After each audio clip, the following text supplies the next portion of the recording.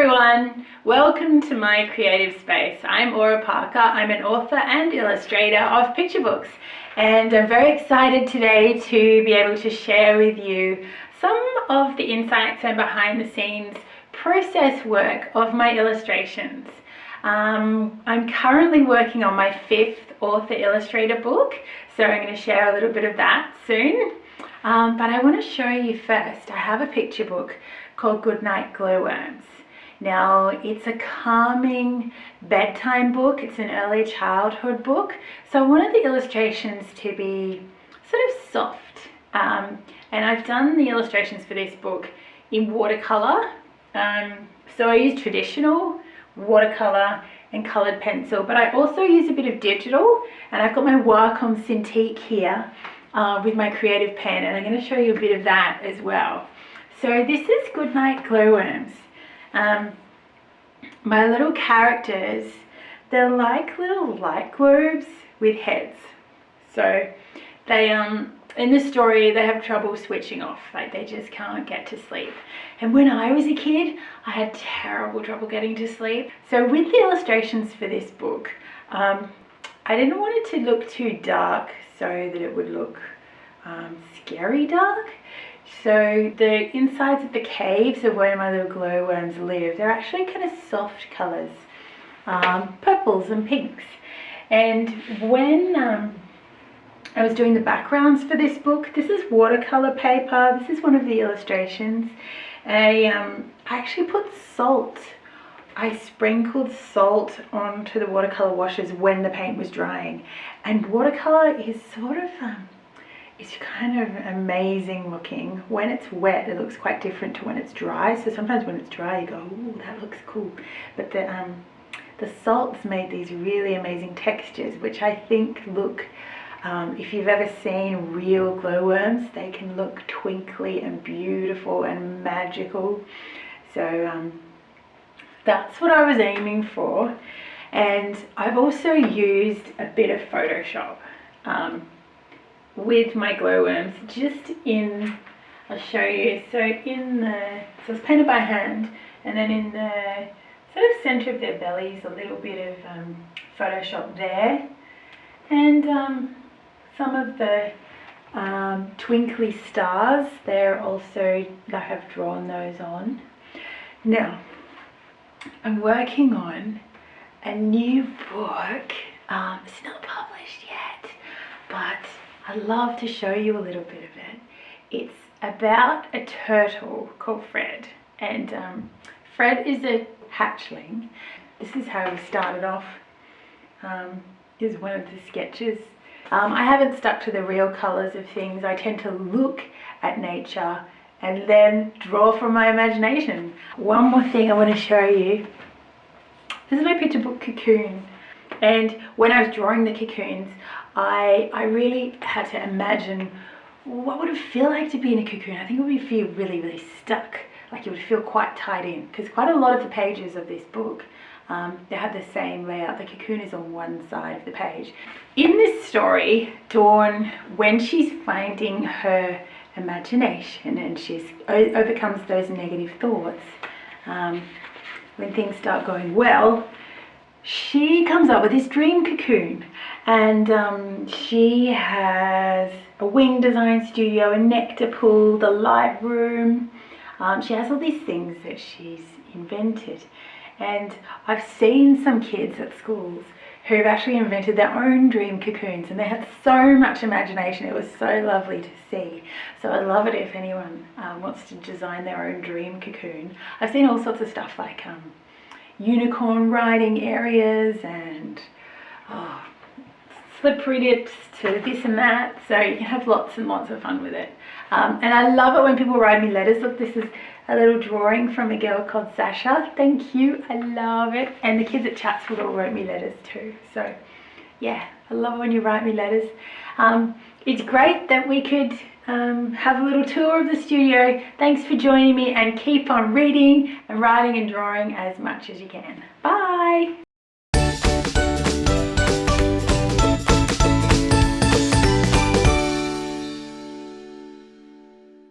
Hi, I'm Nathan Luff, and welcome to Story Scoop. I'm the author of the laugh out loud novels Chicken Stew and Bad Grammar. Oh, that's so funny. But today I'm here to talk to you about a new series that I've written with illustrations by superstar Chris Kennett. It's called The Nerd Herd. The Nerd Herd is about a lamb, a goat and a llama who live at a petting zoo. They're soft, they're mild, and as a result they're picked on mercilessly by the other animals. Barney the lamb decides enough is enough. He thinks they should stand up for themselves, so they form a gang to show the other animals just what they're made out of.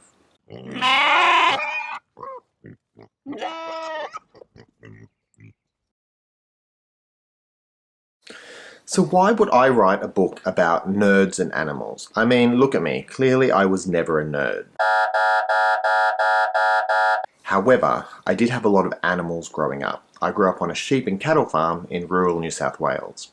So when I sat down to write The Nerd Herd, all I knew to start with was that I wanted to write a story with the lamb as the main character, because lambs feature quite heavily in my childhood. We had a lot of potty animals on our farm. For those people who don't know that term, potty just means raised by hand. So a mummy sheep would be there, she'd give birth to her lamb, she'd have a look at it and say, I don't know if parenting is for me, and then she'd walk off. Or maybe she would die. Either way, the lamb would end up with us in our house. Two lambs that I remember really vividly, one is Tom, and the other one was Woolly Bully. In fact, the first draft of The Nerd Herd was called The Woolly Bullies. So Tom, a lot of people think that lambs are mild and, sweet creatures. Tom was a monster. He grew up with cats and dogs, a kangaroo. He had no idea what a sheep was. He had no idea that sheep should be docile. So he would always be attacking us. He was this really vicious creature. He was sent away from the house because he was too aggressive.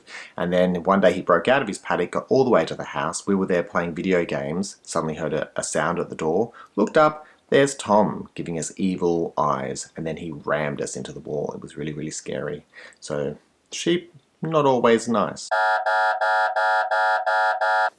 Not all sheep and lambs are scary, of course. Here's a photo of my brother's potty lamb. They let it into the house. Of course, lambs are very difficult to toilet train. So as you can see, he's put it in a nappy. A lot of people think chooks are really lovely animals as well. Not always. We did have some lovely chooks, but they were getting quite old. They'd stopped laying, and then unfortunately, before they could get a caravan and go around Australia, they were eaten by a fox. So we got some replacement chooks. But these chooks, I don't know where they come from, but they were like little velociraptors. They would jump on you and attack you every time you tried to feed them.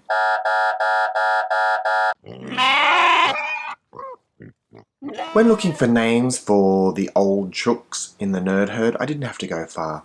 Here you'll see a photo of my mum and 7 of my aunts.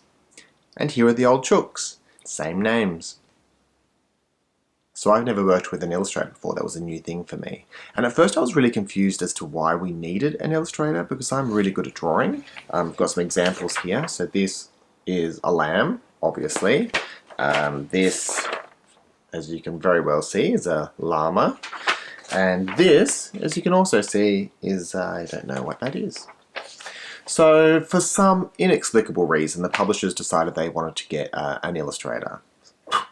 And they got Chris Kennett. And I really couldn't be happier with an illustrator than with Chris.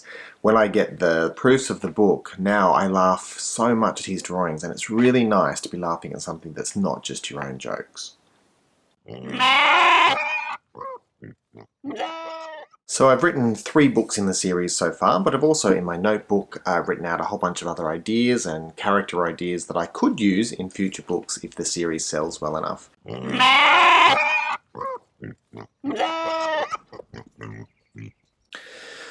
Well, thanks for watching, and I hope you've enjoyed learning a little bit more about how the Nerd Herd came to be. Keep reading.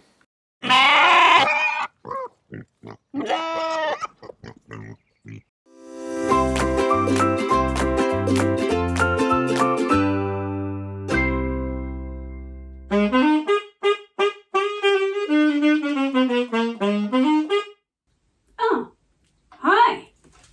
Is it time for Story Scoop? Yay! Let me just put my saxophone away.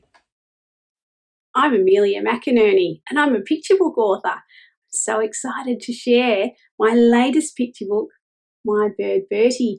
It's just out this month. It's brand new. It's published by Omnibus Books, which is Scholastic Australia, and it's written by me, Amelia McInerney, illustrated by Shane McGee, And it's a story about these two characters on a car trip. And those two, they like their peace and quiet. What do you think might go wrong on that car trip? Want to find out? My bird Bertie.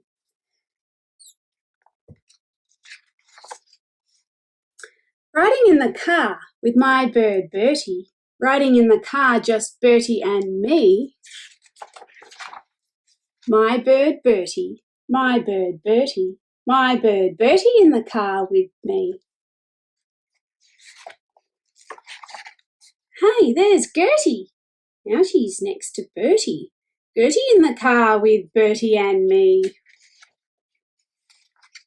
Riding in the car with my bird Bertie, my bird Bertie, Gertie and me. My bird Bertie, giggling Gertie, Gertie and Bertie in the car with me. And as they go on, more and more of their friends jump into the little car with them. I can't read the whole thing. I'd love to read you the whole thing, but I can't. But when I was reading that, did you notice that the words of the story sounded a bit like a song? See, I like playing my saxophone here and my clarinet here, and I like to write picture book stories that are a little bit like music because they rhyme like music and they have strong rhythm like music does. Did you notice when I was reading that story that you could almost tap the beat of the story? It was a very strong rhythm. And I wrote the story using rhyme, and I wrote the story using a strong, simple rhythm and also lots of repetition. So songs have that as well, don't they? They repeat the words over and over again because it's just fun to listen to and fun to say, and the rhyme just sounds nice to our ear, doesn't it? And humans, we just love to tap. We love to nod our heads, tap our feet, clap our hands in time to the beat. And when a writer writes a picture book, it's not just a short story, it's a story that has rhythm. So the next time you listen to My Bird Bertie or any rhyming picture book, try to tap out the rhythm, or at least try to keep the beat when you're listening, because a lot of the books will have a beat that you can keep in time to, just like a song. And it's really good to listen to that beat, apart from being really enjoyable. Even picture books that don't rhyme have a nice rhythm to them because the author takes the time to write the story, choosing the words carefully so that the story sounds nice, because picture books are read aloud, aren't they?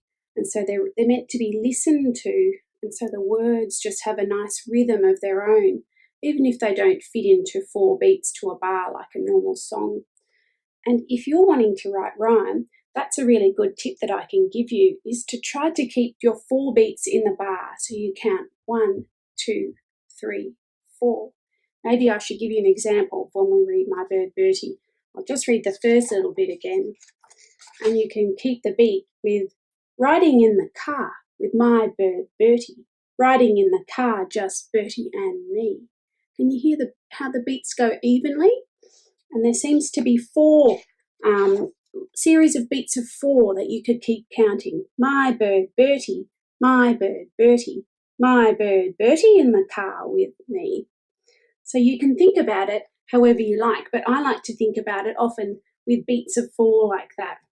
And that helps me keep my lines of rhyme even throughout the story. So there's a little tip that I use.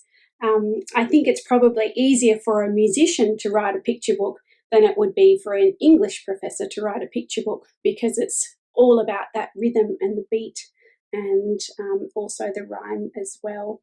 So I hope you like My Bird Bertie. I'm so excited to bring it out to all the boys and girls out there, and I hope everyone gets to read it. And I'm going to go back to my saxophone. Okay, bye.